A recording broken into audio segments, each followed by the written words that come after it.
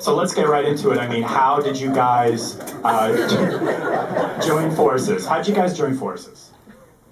I read about the movie online in the trades, and I knew Billy, and I knew Judd Apatow. I had co-written a song for Will Ferrell and Jack Black at the Oscars one year. That you just happened to mention that, and so I had Judd Apatow's email address. If it still was still good, I wasn't sure. But I wrote Billy and Judd, and I said, "A gay rom-com? I'm the king of rom-coms, and I'm gayer than a goose. Who else are you gonna hire?" It's true. That really is what happened. And luckily, they wrote back in agreement. I mean, it's kind of perfect because you scored When Harry Met Sally. Is that correct? Yes.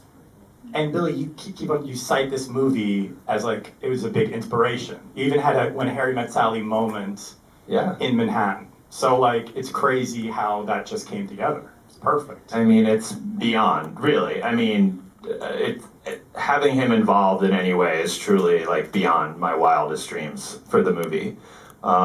Because I grew up, you know, I was one of those gay kids, like not to date both of us, but you know, in the 80s reading the liner notes of Bette Midler albums, you know, like when they had liner notes, you know. And seeing Marc's name everywhere and reading about him and loving him, and I remember I remember vividly watching with my dad the last episode of the Johnny Carson show where Marc plays for Bette Midler. Oh yeah. Right? Like I remember watching that. And on top of that, Marc did all these classic rom-com scores, including When Harry Met Sally and Sleepless in Seattle and The American President, and the list goes on and on and on. So when he reached out, I literally thought, truly, I know it sounds corny, but truly, like, this is a dream. There's no one better who could have done it. And what was that process like? Like, would you have did you watch the movie and then have moments where you're like, okay, Billy, I think I could score something to the scene of you, like shaving your ass, you know, some nice shaving music. Yeah, like in any movie, you watch it with the director, and in this case, the co-writer and co-producer and star, and what else? Did you cater the film as well? You know, you watch it and think that's a good spot for music, and let's not put music there. And the style of music, you know, and when they're editing the film, they put temporary music in there, which kind of gives you an inclination of what they're looking for. So it's a give and take, and in this day and age, most of it was done over Zoom. Was this a pandemic thing? Like, what was the time frame of No, we just didn't want to be in the same room with each other. Makes sense. No, we were supposed to start shooting the movie April of 2020, and we were deep into pre-production, and then that's when everything shut down. We shut down for a year and a half. Marc was already on board at that point, though. And then luckily we finally got to shoot it last fall here in New York and in Jersey and up in Provincetown. So Marc stayed part of it, thankfully, but he was in New York and we were all editing it in LA, which is why the Zoom happened. What was it like for you, Billy, to have this collaborative process with Marc and to have this beautiful score come alive in front of your eyes? Like, what was that like? It's, I mean, again, it sounds cheesy, but it really is magical. You know, it's really beautiful. Like, Nick Stoller, who directed the movie and co-wrote it with me, we would sit in the editing room with the editors, and Marc sadly wasn't in the room, but we would watch the scenes play out with Marc's music those first few times we watch it, especially in the Provincetown section, and when Aaron and I, our first walk and talk with the bee moment, and all of this, seeing it underscored with Marc's music, it just, knowing how good the music itself was, on top of the legacy Marc brings to it. No, but really, you know, as one of our great film composers and our great romantic comedy composers, you know, it was so moving, right? It really was a pinch myself moment, and then I'm sure we'll talk about it, but what happened with the song and how that came together was also, you know, truly miraculous. I mean, when I think about it, it's so surreal. Yeah, let's talk about the song. Love is not love. Yeah. Love is not love. Now, is that so? Lin-Manuel said love is love is love is love is love. Well, that But became now you're saying love is not love. I'm not, please, I have enough trouble in my life. No, Lynn's an old friend of mine. He did a Billy on the Street with me where we're shouting love is love is love at strangers, which is really funny. You should check it out. But no, I think that, love is love is love. It did become kind of this soundbite, that like I say in the movie, it worked politically, it was our way of saying, like, please, like, treat us fairly, we're the same, we're exactly the same, everything's the same. And on a fundamental, very, simplified level, sure, love is love is love. The love we feel for each other is the same. The emotion is the same. But our lives are not identical, right? And our relationships do look different, and our sex lives can be different sometimes. And so, and I think in an effort to make ourselves palatable to the straight world out there, we use that terminology, but ultimately things are more complicated, and actually I think things are more interesting than that. And that's where that idea came from, and I thought it would be fun to have a love song called Love Is Not Love. Because even forget the political aspect of it and the gay part of it, every relationship is different. Two straight relationships are not the same. What's happening behind closed doors and how complicated it is emotionally, and again, it's more complicated than a blanket statement like that. Sorry. Oh, I have a question. I never asked you this. I know that the song came late as an idea, and that you already had a speech. Yeah. So what was the speech? The speech is the one that's in the movie. But what we always felt, Stoller and I always felt that in the original version of the movie, Bobby just gives that speech. But it's really not about Aaron, it's about our place in history, right? And telling our own stories. And you have Aaron running towards me, but Bobby needed to make some sort of grand gesture also, and we couldn't figure out what it was.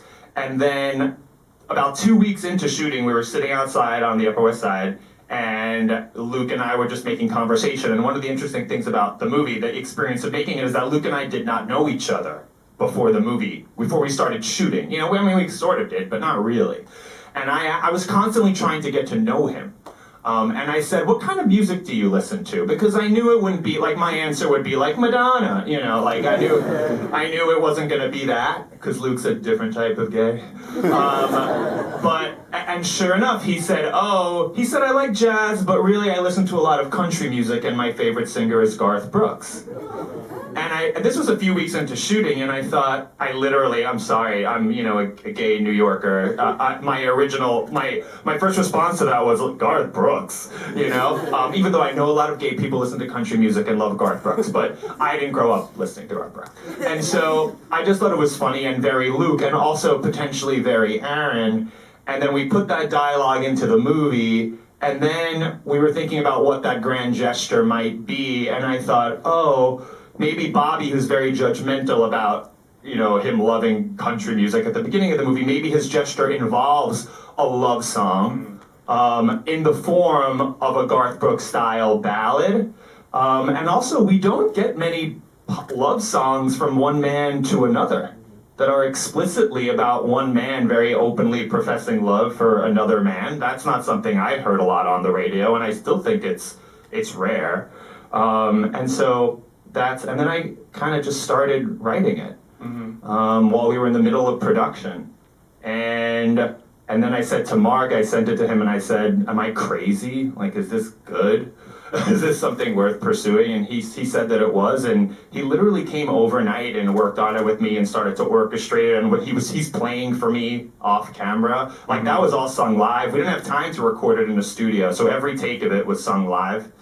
And yeah, I was very lucky that he was willing and able to do that. Yeah, we were lucky also that they were filming in New Jersey, and I was able to drive out there, and we rented a keyboard and a trailer. And then Josh, the producer, was like carrying the keyboard and setting it up. And we just sat in that trailer whenever he had time. And between takes of other scenes. And we just worked it out. And he's very exacting. So we were collaborating, but he has Very had a exactly by the specific tempo. rhythm, Yes. Mark. Many rhythms. Actually, the song as originally written was around 15 minutes long.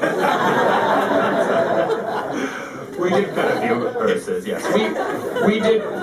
We restored one verse that's not in the movie that's on Spotify, which actually I like because it has a really funny joke in it. But it was too long to keep in the movie, but anyway, you can listen to it. And it's beautiful. We did go into the studio after we finished shooting and recorded a sort of more polished studio version that has more orchestration and an extra verse, and it's on streaming services, and he did, and along with his team, a really remarkable job. It's beautiful. It's an interesting turn because watching it, you're expecting some big dance number. I don't know, you're expecting something a little more cliche, I guess. But, I mean, not cliche, but like something that would fit a big gay rom-com. What would be at the end of that? A dance number to ABBA or something. But the fact that it's a country song, and it's like Friends in Low Places-esque. Did you have a song in mind? A Garth song in mind? Well, he has this beautiful song called The Dance, which is really gorgeous, and I know Luke was a fan of that song, and I'd heard the song before. Of course, I heard the Kelly Clarkson version. Well, strangely, Garth's music is not available on streaming services. He's one of the last major artists who hasn't done that. He's very, very protective over his stuff. But I listened to it on YouTube, and that's why the lyrics in the song at the end, which say, oh my God, I'm forgetting, but we might be gay, but that doesn't mean we have to dance. Right. It's an allusion to that, and Aaron and I sort of being guys who sort of sit on the sidelines at the club for different reasons, and neither one of us are dancing in that first club scene. And so that's our nod to that. But yeah. I will note that you were on the Kelly Clarkson show, and she complimented your singing. She did. That was very nice. Specifically, your vibrato. What did she say? I don't know. It's very surreal to sit there and talk to Kelly Clarkson. So I'm just like, oh great, thank you. I don't even know what's being said. Mark, what was it like for you to see the movie now? Because you've scored all of these straight rom-coms, and now you're a part of a gay rom-com. Like, what is it? I mean, I feel like this is something that is always talked about, but what's it like for you, you know? Yeah, it's wonderful to see ourselves represented that way. I'm very lucky in love. I have a fantastic husband who I love more every day. And before him, I was in a relationship for some 30 years with Scott Whitman, who I still am writing with. We have a musical coming out on Broadway in a month. So I've been very lucky in love. And, for me, love is love is love. I mean, I've been lucky that I've had, it is. Well, anyway, it was wonderful to work on this movie and see all of ourselves represented in a way that you rarely ever see, especially so well done. I mean, the movie is so fucking good. I mean, I didn't know how good it was going to be. I just knew I wanted to be involved. And then the first preview we had on 42nd Street, and the audience just loved it. It was like, wow, fantastic. And they filmed so much movie. There is so much left on the editing room floor. Such really good, funny stuff. I don't know how you got the time or the budget to film everything. We filmed 170 pages, which it's insane. And we I don't want to say only, I think we had 34 days, which is more than a low budget movie would get, but not as many days as a Judd Apatow movie normally gets.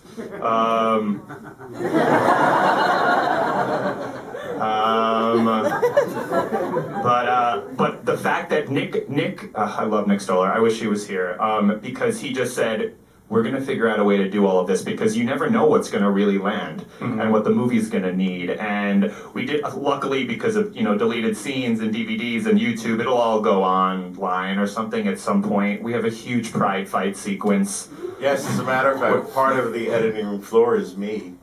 Yes. I had a line. Me and Harvey Fierstein are watching the Pride Parade. Yeah. And it was just insane that Luke's character, Aaron, starts getting into a physical scuffle with these three Twitter witches who are How ironic! making fun of I'm so annoyed we cut that. Then So it breaks annoyed. into an entire, well, everyone's yelling, Pride fight! Pride! The Pride Parade in Providence, you're the only people that have ever heard this. The Pride Parade in Provincetown completely falls apart. And everyone starts fighting with each other. And these like gay guys who are watching the parade, who are like known for being snarky on Twitter, start ripping me apart. In very funny ways. And the whole thing just falls apart.